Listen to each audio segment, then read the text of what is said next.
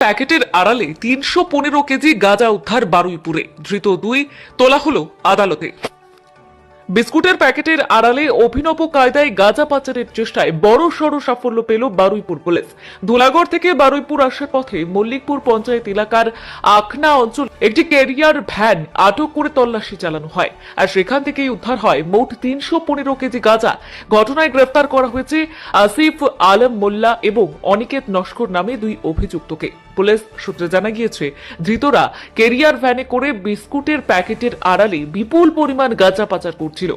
গাড়ির ভেতরে বিশেষ চেম্বার তৈরি করে মাদক দ্রব্য লুকিয়ে রাখা হয়েছিল, যাতে সহজে ধরা না পড়ে। গোপন সূত্রে খবর পেয়ে পুলিশ অভিযান চালিয়ে গাড়িটি আটক করে এবং তল্লাশিতে মাদক উদ্ধার হয়। ধৃতদের আজ আলিপুর আদালতে তোলা হয়। জিজ্ঞাসাবাদের জন্য নিজেদের হেফাজতে নেবার আবেদন জানাবে বলেই পুলিশ সূত্রে খবর। এই পাচারের সঙ্গে আর কেউ জড়িত কিনা, বড় কোনো পাচার চক্র কাজ করছে কিনা তা খতিয়ে দেখা হচ্ছে। তদন্ত শুরু করেছে পুলিশ।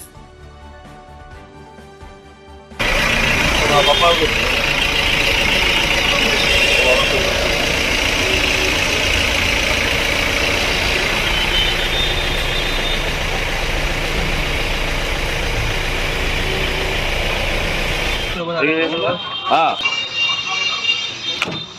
লাভ আছে কিছু?